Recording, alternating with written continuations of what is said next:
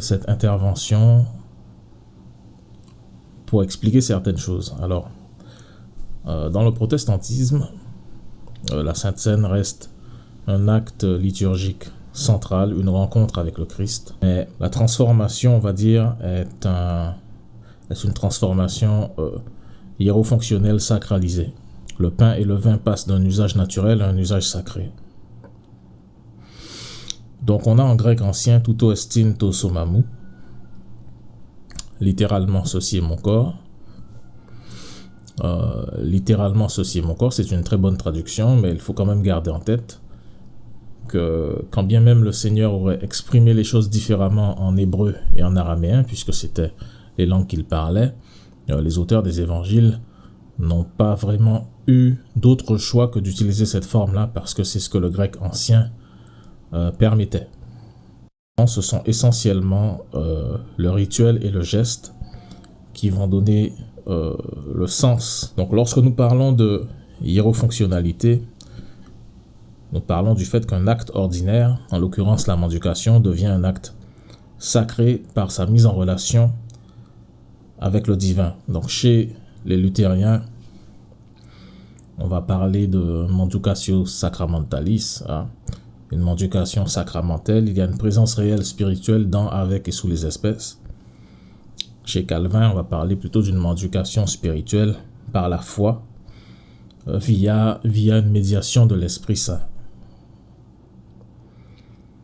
Donc dans les deux cas, le pain et le vin deviennent les supports de la présence spirituelle, qui n'est pas moins réelle par la parole et par le rite.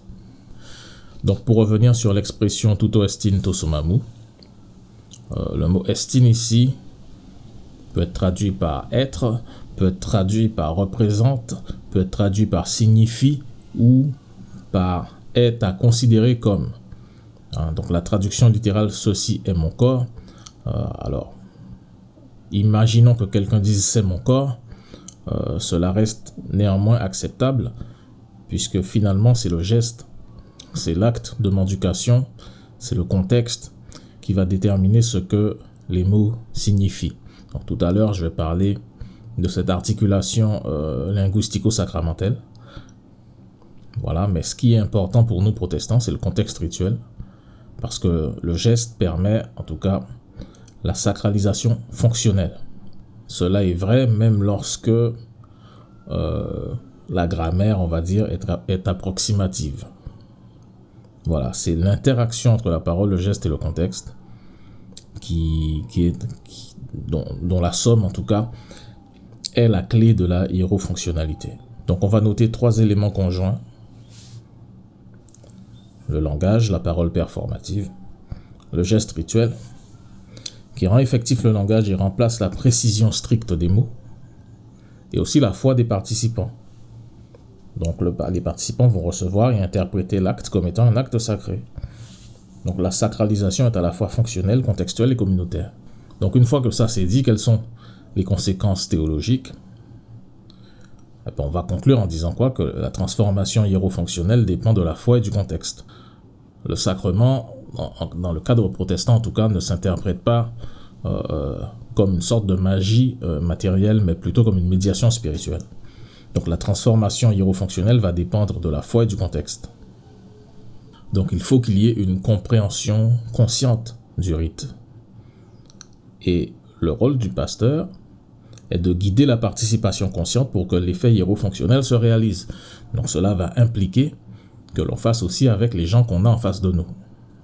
Alors, ça va dépendre, les choses seront faites en fonction du public qu'on a en face. Donc le sens va énormément dépendre de la situation d'énonciation. Alors il est clair que en disant c'est mon corps au lieu de ceci est mon corps, on va perdre au niveau ce qu'on appelle la deixis. Le caractère déictique va en quelque sorte disparaître.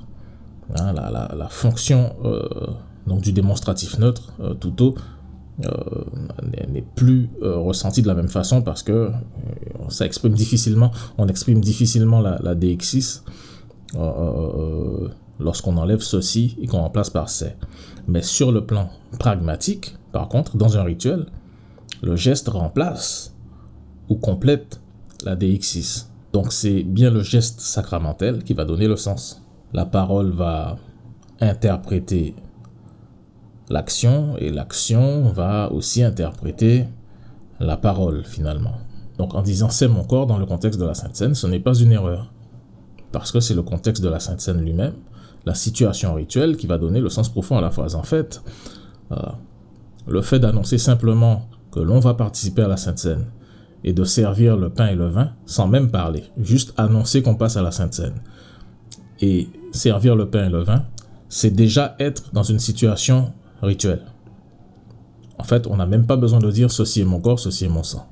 Techniquement, d'un point de vue linguistico-sacramentel, le fait d'annoncer qu'il s'agit de la Sainte Seine suffit à poser le cadre de la Sainte Seine et à donner du sens à la mendication du pain. Donc, dans la théologie protestante en général, le sens n'est pas attribué directement à la phrase, mais essentiellement à la mendication, c'est-à-dire à l'acte de manger le pain, de boire le vin, dans la foi.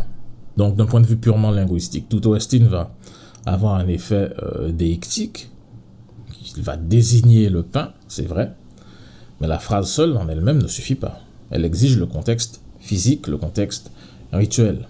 L'expression « c'est mon corps » reçoit son sens par le contexte rituel de la Sainte Seine et par la mendication et non par la précision grammaticale. Donc il y a bel et bien l'idée d'une transformation, quand bien même la grammaire serait approximative, parce qu'un acte ordinaire comme la mendication, dans le contexte de la Sainte Seine, devient sacré parce qu'il est rendu fonctionnel pour la rencontre avec le divin grâce à la parole, au rite et à la foi. C'est ici qu'on parle de transformation hiéro-fonctionnelle sacralisée. Alors ça, j'en profite en même temps pour répondre à l'idée qu'il n'y aurait pas du tout de transformation chez les protestants.